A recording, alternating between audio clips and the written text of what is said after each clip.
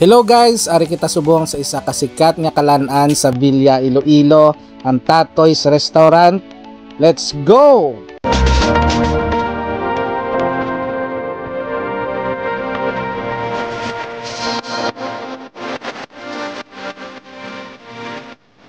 So guys, we all know that Tatoy's Restaurant is popular here in Villa Iloilo. So kapila naman ni sa ma-flex sa different social media platform ang ilang mga service kagang food nga gina-offer. Pero for today's video, gusto ko i-share sa inyo nga ang Tatoy's may resort man. So guys, amo ni ang ilang swimming rate from Monday to Thursday is 150 pesos, while Friday to Sunday and holidays is 200 pesos. Well guys, kung taga Iloilo City ka and you are looking for a resort nga malapit lang gid sa syudad sang Iloilo, Tatoy's Resort is a very recommendable.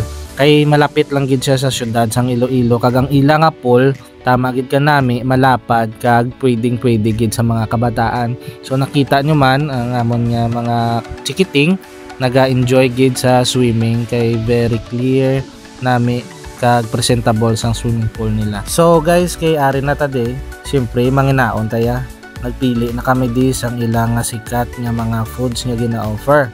So ang very popular diri ang ilang native lechon manok kag ang lechon baboy. So gindungangan na lang namon sang shrimp kag ilang sutanghon. After na makuha ang order namon guys, nagulat-ulat lang kami. Then yung pabayaan na namon mag-enjoy ang mga kabataan kay nawiligid sila sa ilang swimming pool.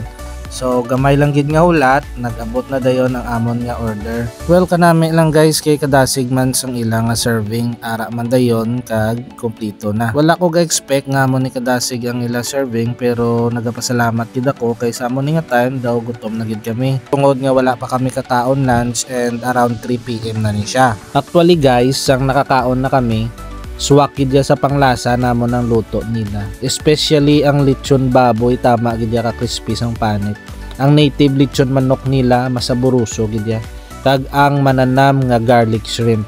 Perfect gid nga combination sa kagulutom nga oras. So guys, hope nga makadagdag idea ini ang video ko kung kapangita ka mo sang resort within Iloilo City. Thank you for watching guys. Please support my mini vlogs and follow for more food destination ideas. Salamat!